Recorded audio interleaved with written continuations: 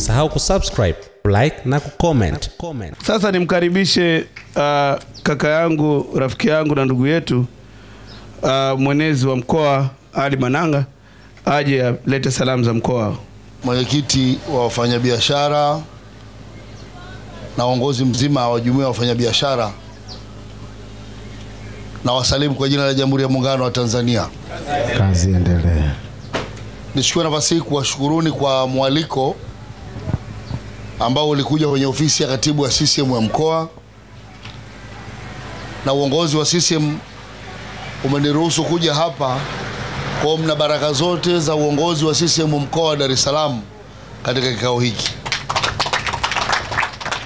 Ofisi yetu, ndugu yangu mwenyekiti ambaye ni naibu meya wa manispaa ya Ubungo, imekuwa ikikutana na malalamiko mengi sana ya kutoka kwa wafanyabiashara. Kila mambo yanapokuwa magumu wamekuwa wakija ofisini kwa mwenyekiti, wakienda ofisini kwa katibu wa mkoa, wakija ofisini kwangu, wakienda kwenye ofisi za mawilayani kwa ajili ya malalamiko katika uboreshaji wa mambo ya kibiashara. Leo na mimi nimekuja nisikilize, lakini bahati nzuri mamlaka ziko hapa. Nimemuona ndugu yangu afisa biashara wa Kinondoni, mtu mahiri kabisa, na nilikuwa nasubiri nisikie unasemaje kuhusu yeye, lakini umesema hapa kwamba ni mtu ambaye jambo likifika kwake anachukua hatua za haraka, na hivi ndivyo ambavyo tumeelekezwa kufanya.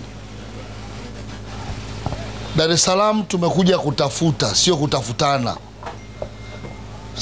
Wale ambao ni mamlaka za serikali ambazo zinafanya shughuli za moja kwa moja na wafanyabiashara wa Kibete na wenzako wote katika idara ya biashara na taasisi nyingine zozote, nilikuwa natamani ningeona watu wa TANESCO pia wakiwa hapa, tuwaambie wanaofanya biashara zinazohusiana na umeme pia ni wengi, lakini kuna uhuni, ubadilishaji wa miundombinu usiokuwa wa taarifa, wanafanya biashara za watu zisiende. Tunapotaka kuwa na biashara zinazoenda kwa kasi ili kukidhi mahitaji haya ya kikodi, lazima tuwe na mambo yenye ustaarabu. Sijui kama naeleweka. Sasa ni waombe mambo yao yanapokuja katika ofisi zenu yapate ufumbuzi wa haraka. Najua DC anakuja hapa naye tutamwambia, ili tuweze hawa waweze kulipa kodi. Rahisisheni mambo yao yanapokuja katika ofisi zenu. Najua kero zipo na zinatatulika. Yale yaliyokuwa magumu kabisa, niwaambie ndugu zangu, mwenyekiti yupo, yaleteni ofisi ya CCM, mkuu wa mkoa atatupa majibu kama nyewe kuna ugumu wa kukutana na mkuu wa mkoa. Naomba nisio mzungumzaji, niwasikilizeni, lakini nirudie tena, lolote gumu kwenu, karibuni ofisi za CCM, kwa sababu sisi ndio wenye duka kama alivyosema, na hawa ni wauza duka. Hakuna kitakachoharibika kwa katika uwepo wetu. Nawashukuruni sana. Makofi mengi kwa mwenezi wa CCM. Naitwa Asnat Asajile au Asnat Saloni. Mimi kero yangu ni moja kuhusiana na mikopo ya 10% ambayo mama alisema atawawezesha wafanyabiashara. Kwa kweli hiyo mikopo imekuwa ni changamoto sana. Tumeweza kuifuatilia kwa jinsi walivyotuambia tufanye, lakini tunakuja tunaambiwa mikopo tunatakiwa tuombee wilaya iliyopo uliokuwa unaishi. Kwa kweli ukiangalia sisi kama wafanyabiashara tunaishi wilaya tofauti na sehemu tunazofanyia biashara. Kwa mfano mimi naishi wilaya ya Ubungo, lakini niko Mwenge kama miaka 20 hapa.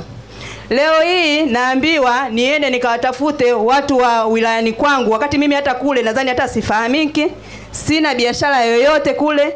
Je, nikienda kuombea wilaya husika ambayo ninaishi kule, nitaenda kuonyesha biashara gani ambayo mimi siifanyi?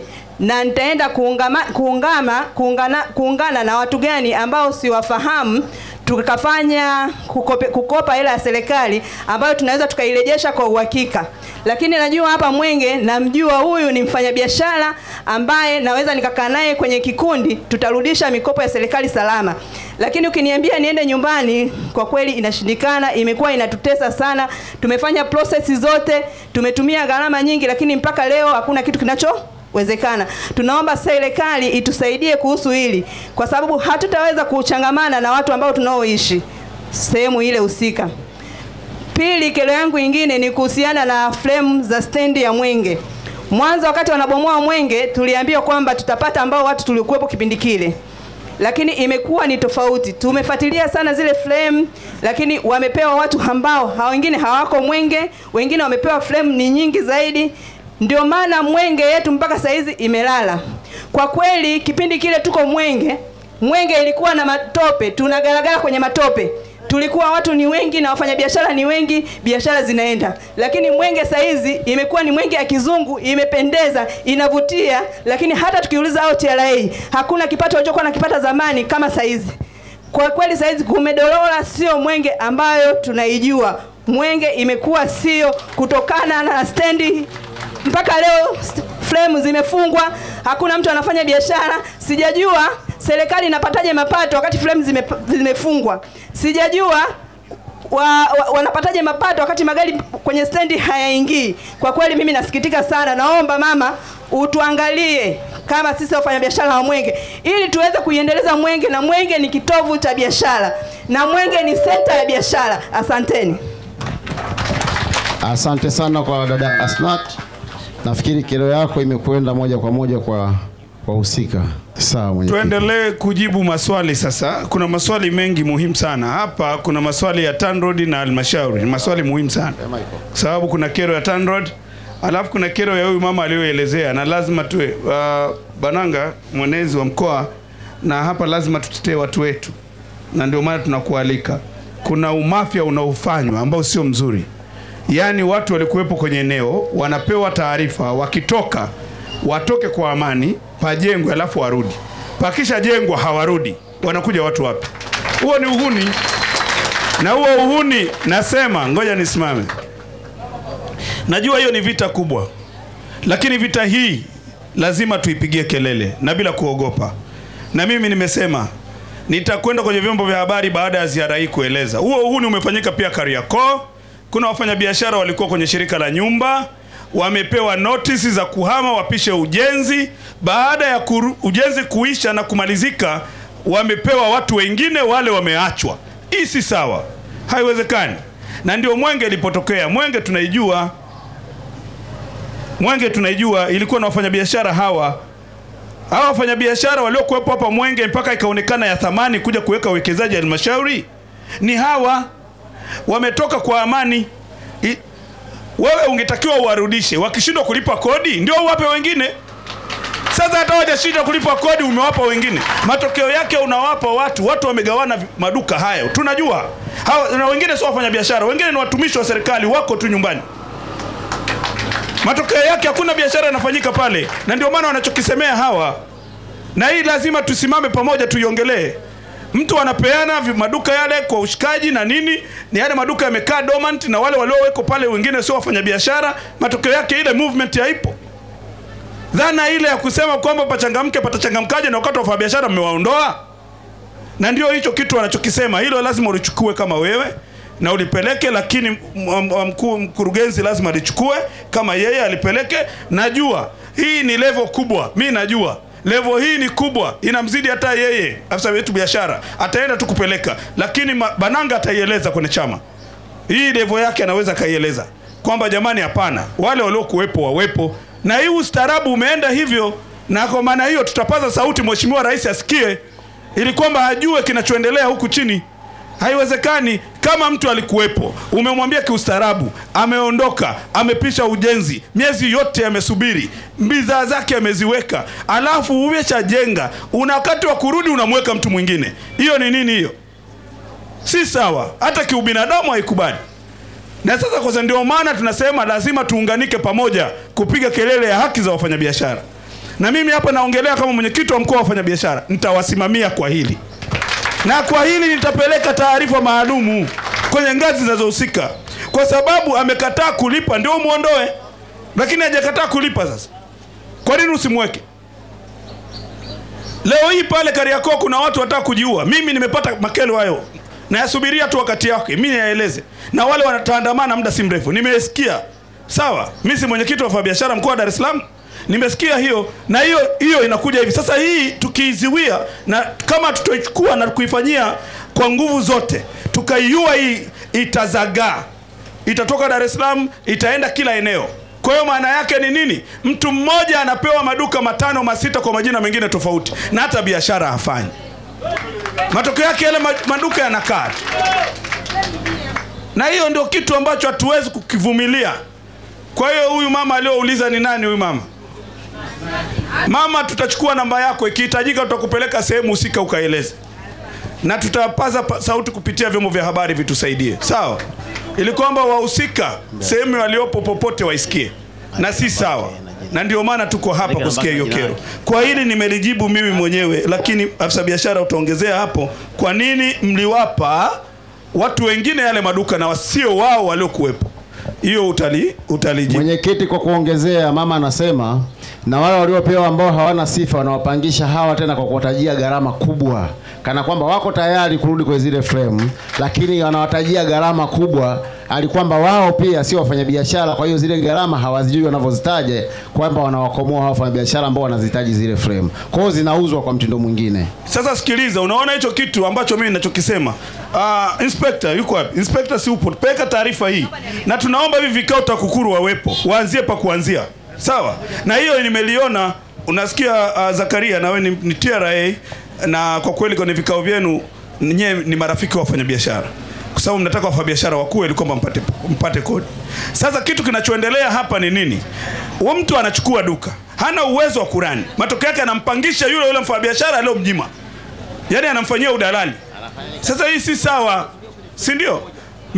Mimi hilo ninalijua na ntaliongelea tena baadaye. Acha wajibu kwanza yale maswali ambayo yaliokuwa nauliza. Sawa mwenyekiti, lakini kwa kumalizia, samani wanadai hata ukienda kwenye zile frame kuna bwana mmoja yeye wanamfahamu kavunja frame 100 ambazo serikali itumia gharama kuziandaa, yeye kafanya kama ni hall, kaweka zulia. Sasa ananyima fursa watu wengine kupanga kwenye zile frame, hali kwamba pia naye hafanyi nazo kazi. Endelea mwenyekiti. Asante sana, tutalichukua hilo. Sasa yale maswali ambayo yaliulizwa kwa afisa biashara naona kama uyajibu, na pia mtu wa TANROADS uyajibu, alafu mtu wa TRA atakuwa mtu wa mwisho kujibu. Sababu kero nyingi ziko kwenu sana kuliko hata TRA. Wafanya biashara oye. Oye. Nianze na swala la service levy. Nataka niseme tu swala la service levy kwa kuwa liko kwa mujibu wa sheria ya fedha na linahitaji mjadala mpana, maana yake ni wasilisho la bunge. Sasa siwezi kulijibu kwa maana ya kulitolea ufafanuzi. Kwa hiyo naomba nilichukue, lakini nitaliwasilisha kwa maandishi kuona kama ni sehemu ya kero na lifanyiwe kazi. Nakuja swala la mikopo ya 10%. Mikopo ya 10%, ndugu zangu, imegawanyika katika mafungu mawili. Naomba tuelewane kidogo wafanya biashara. Kuna mikopo inayotolewa na benki ya NMB ambayo inamtaka mfanyabiashara awe na kitambulisho cha mjasiriamali ambacho ni cha shilingi 20,000.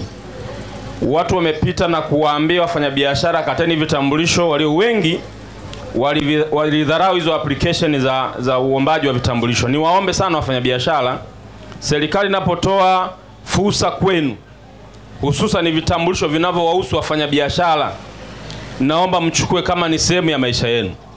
Kwa sasa hivi wale ambao wanakosa mikopo ya 10% wanapata mikopo hiyo hiyo kutoka NMB isiyokuwa na riba. Sasa niwaombe sana, na riba yake ni ya kawaida sana kule NMB. Nafikiri nadhani 7% ambayo huwezi kupata sehemu yoyote ile. Sasa niwaombe wafanyabiashara ambao wana vitambulisho, kama mmejiorganize kwenye umoja wenu, mko 10, 5 au ngapi, niwakaribishe ofisini kwangu, niwasiliane na manager wa NMB. Sawa. Benki husika aweze kuwapa hizo fedha.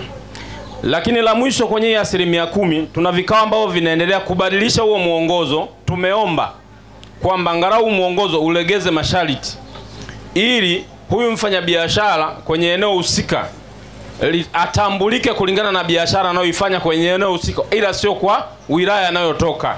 Kwa hiyo ni vikao ambao vinaendelea, vina mjadala, na ndani muda sio mrefu majibu yatatoka. Lakini kwa uharaka wa biashara, naomba sana kwenye huu mkopo wa 10% kupitia NMB ni njia rahisi, kwa sababu unaenda kuonyesha kitambulisho chako, watakuja watapitia biashara yako, utapata huo mkopo.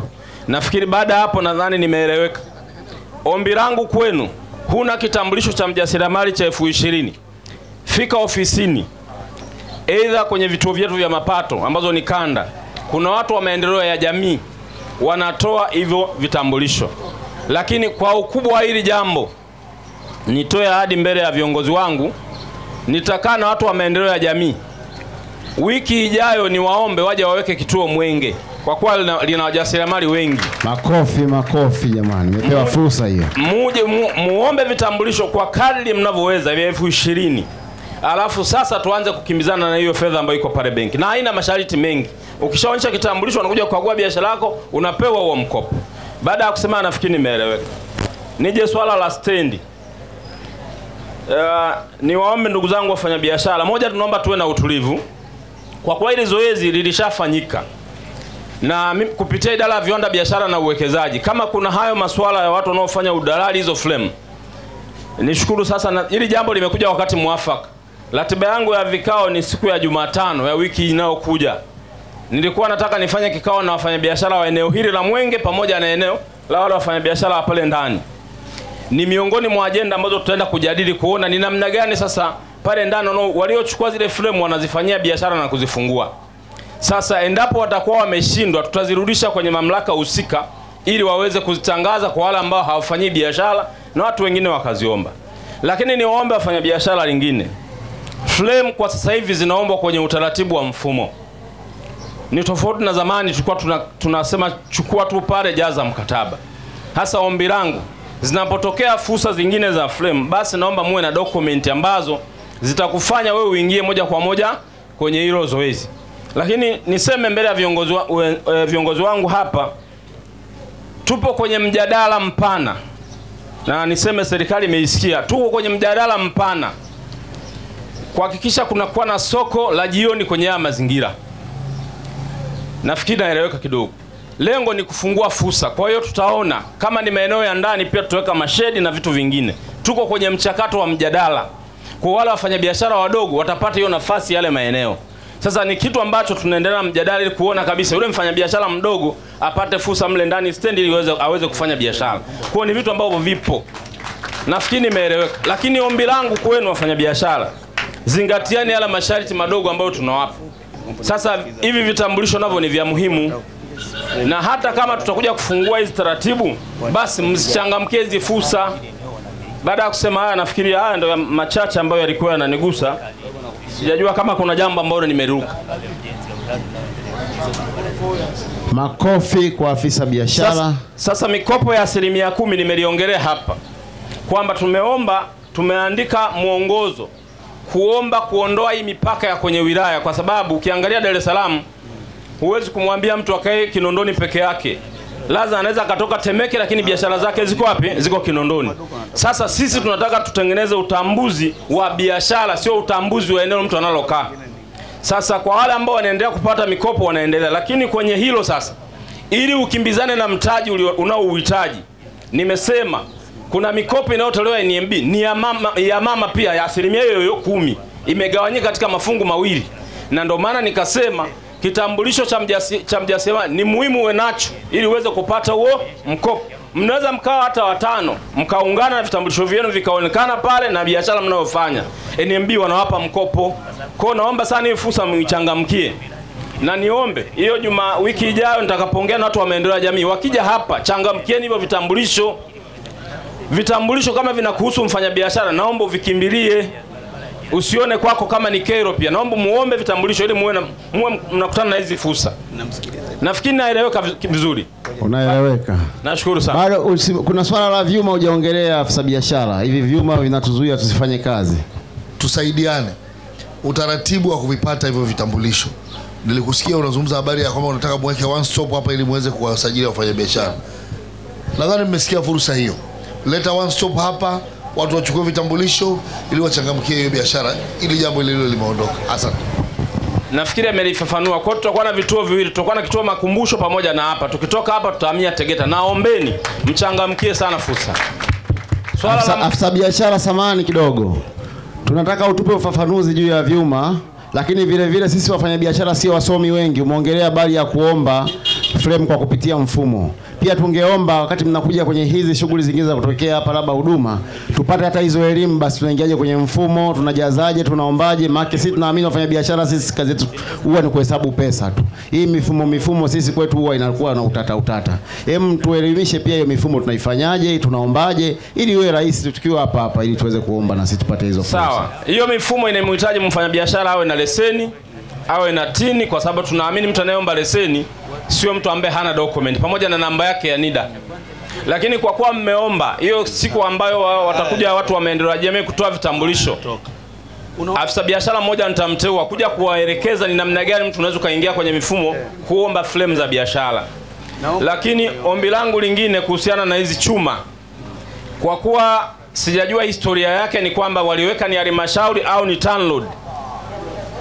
Kama ni TANROADS, naomba basi ili swala mtu wa TANROADS ndiye alijibie, kwa sababu sio la upande wangu. Nashukuru sana. Mimi niongee jambo moja, naongea jambo moja kwa biashara. Nia yetu sisi ni biashara ifanyike. Na kwa uhalisia Zakaria, sisi sote na watu wazima. Haya machuma sio tu kuziwia, pia analeta uchafu. Ni jambo tu hata la common sense. Yanaleta uchafu. Unaziwia nini hapa? Pale kuna wafanya biashara, wanafanya biashara. Alafu unajua sisi tunao kama ofisini, tuseme ule kweli wa Mungu. Tunasahau kwamba kuna jua linawawakia watu wengine huko nje. Na sio humanity. We should have to be an human. Humanity inatutaka sisi kumuonea huruma mwingine. Kwa sababu kama unataka kupitisha barabara tutakuelewa. Kama unataka kuziwia labda mbuzi wasiende sehemu fulani tutakuelewa. Sasa hapa unaziwia nini? Sasa tunaomba, hii ni kero kubwa sana ambayo ndio maana tumefanyia mkutano hapa. Afisa biashara tunakuomba, na hii taarifa iende kwa mkuu wa wilaya. Kabla wafanyabiashara hawa hawajaandamana kwa ajili hili, ni sisi tulikuwa tunawaziwia. Jumuiya ya wafanyabiashara, huyu alikuwa anawaziwia kila siku. Na kwa sababu ana mahusiano mazuri na wewe, kila siku alikuwa ananiambia bwana, wafanyabiashara nataka kuandamana. Kaambia hapana, sisi wafanyabiashara tuna tabia kuandamana. Jamhuri ya Muungano wa Tanzania, kazi iendelee. Itifaki ikiwa imezingatiwa, nilikuwa niomba nijibu maswali machache ambayo yametolewa kama kero. Na moja ya kero imetolewa na ndugu Deogratias Mtei. Yeye anauliza ni kwamba ni lini serikali kwa upande wa TANROADS itatekeleza agizo la kuvunja frame ambazo zilikuwa zimetolewa notice. Ofisi ya meneja wa TANROADS mkoa wa Dar es Salaam ipo tayari kushirikiana na kuweka mashirikiano na halmashauri ya Kinondoni, kwa sababu kuwapo wafanyabiashara ambao wametoa dukuduku au kero kwamba wametoka kulipa kodi siku ambazo sio nyingi na kupokea notice. Kodi hizi zilikuwa zinalipwa upande wa halmashauri. Wiki ijayo kitafanyika kikao ambacho kitahusisha TANROADS pamoja na halmashauri na afisa biashara akiwepo. Lengo kubwa la kikao hichi itakuwa ni kujadili namna gani bora ya kuweza kupambana na hili jambo, lakini pia kuhakikisha kwamba hali za wafanyabiashara bado zinaendelea kuboreshwa na kubaki vile vile. Kwa hiyo wakati kikao kitakaa, majibu yote ya lini ambapo frame hizi zinapaswa kuondoshwa litafahamika. Lakini muda huu utakuwa rafiki na utakuwa shirikishi, kwamba sio jambo ambalo litakuwa la moja kwa moja. Upande wa manispaa watafahamu, na kwa sababu kodi zilikuwa zikilipwa kule, kwa tutajaribu kufanya jambo hili litakuwa shirikishi. Kwa hiyo mwenyekiti, hili na kuahidi na tutarudi kwa mrejesho. Jambo la pili, wote tunafahamu kwamba serikali ya awamu ya 6 inaongozwa na Dr. Samia Suluhu Hassan iko bega kwa bega kufanya maboresho ya miundombinu katika jiji letu ili tu kupunguza foleni na kuimarisha usafiri wa umma. Hili linatekelezwa katika mradi wa mwendokasi ambao unatekelezwa katika barabara hii awamu ya 4. Yapo maeneo ambayo moja kwa moja yanaenda kuathirika na mradi. haya ni maeneo ya mbele ya fremu hizi. Tunaweza tukashindwa kufanya biashara vyema kama mwenyekiti alivyosema kwamba tutapata kero ndogo ndogo kama vumbi. Kuna wakati mwingine itabidi yawekwe mawe kwa ajili ya demarcation watu wapite. Haya yote tunaomba tuvumilie kwa sababu yatakuwa ni mambo ya muda mfupi wakati tu mradi hapa unatekelezwa. Jambo lingine ambalo limezungumzwa la roundabout ambayo iko pale mbele. Wote tunafahamu sasa hivi ni mradi unaendelea. Sio jambo la kuanza kulalamika kwa sababu design ya mradi imechukua mapendekezo au imechukua consideration ya biashara zote zinazoendelea eneo hili, kwamba ili mtu kufika kwenye eneo lako utafikaje kwa uwepesi. Haya yote yako ndani ya mradi. Kwa hiyo napenda kuwatoa shaka kwamba hata baada ya mradi kukamilika tusiwe na wasiwasi kwamba roundabout itakuwepo au roundabout haitakuwepo. Lakini niwahakikishie kwamba njia nyepesi za kufika kwenye maeneo yenu kwa maana ya biashara zipo na zimeingizwa ndani ya mradi. Kwa wote tutafika kwenye maeneo yetu, wafanyabiashara wa Mwenge na maeneo jirani bila usumbufu aina yoyote.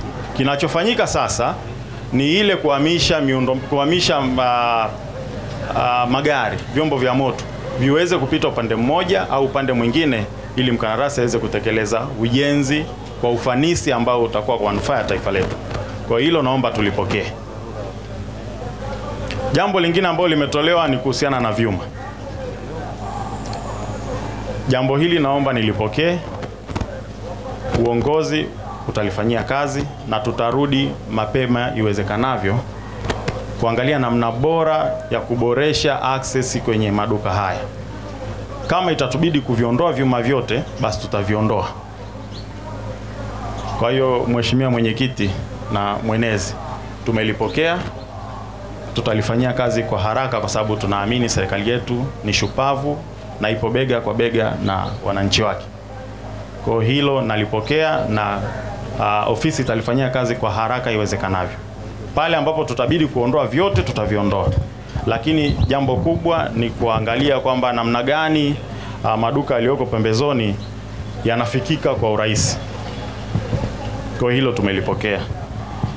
Jingine ni samahani, katika barabara hii inayokwenda ya Bagamoyo, ndio mumeweka temporary roundabout pale Masana. Ndio. Hatujui mradi huu utakamilika lini. Kwani hapa hamwezi kuweka temporary roundabout wakati huo mnaendelea na zoezi hili? Ama eneo hili litakuwa na kituo?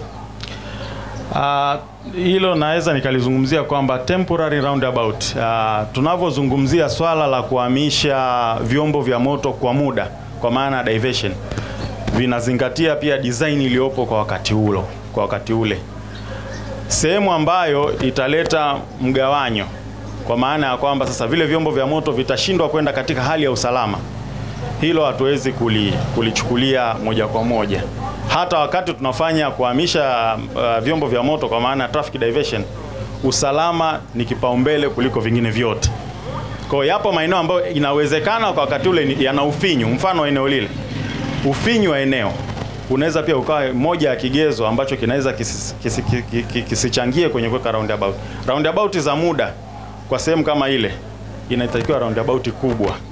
Wote ni mashahidi. Ubungo pale wakati tunajenga flyover tuliweka roundabout ya muda.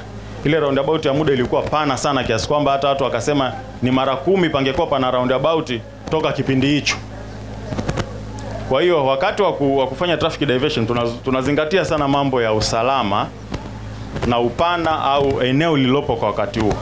Kwa mwenezi hilo naomba niliwasilishe. Na kuhusiana na chuma hizi, ni mwaka wa 3 sasa. Malalamiko haya yapo na wakati wote maneno yanayokuja ni kwamba tutashughulikia. Mimi niombe tu.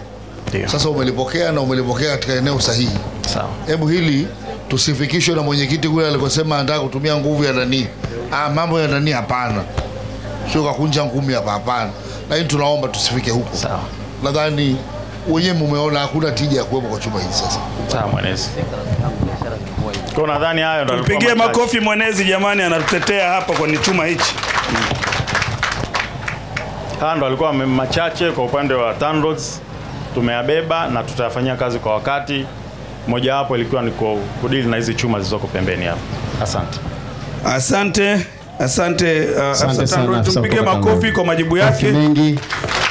Kwanza tumepata relief moja kwamba watatupa taarifa kuhusiana na maduka haya, na sisi tume vikao vyetu vya ndani na siri nilioipata ni kwamba wataendelea kuuza mafanya biashara mpaka hapo mradi huo ambao unafikiriwa kufanyika, na muda ni bado. Kwa hiyo wafanyabiashara waendelee kufanya biashara, lakini hili ameliona, na azma yetu kama jumuiya ya wafanyabiashara hata na katibu mwenezi wa mkoa, hili linatakiwa liondoke, ni azimio letu na atalipeleka kwenye management.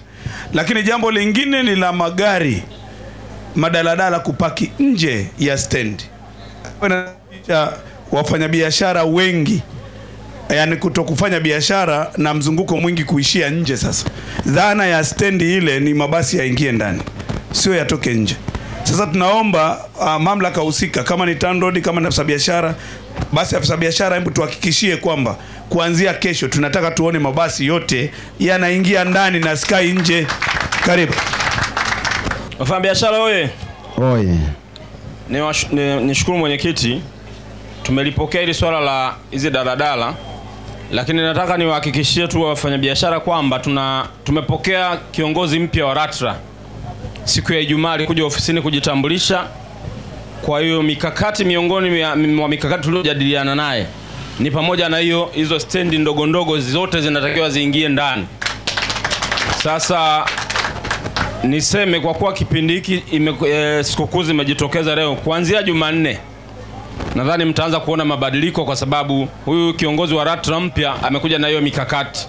Kwa hiyo tulishirikiana naye, lakini naamini hamna ambalo litakuwa gumu. Kwa zile stand ambazo ziko nje tulikubaliana naye kwamba sasa watu walipoti ndani ili uweze kutengeneza sura ya ile stand. Baada ya kusema hayo, naomba kuwasilisha. Asante kwa ili kwa wa kwanza kupata habari zetu, tafadhali usisahau kusubscribe, like na kucomment.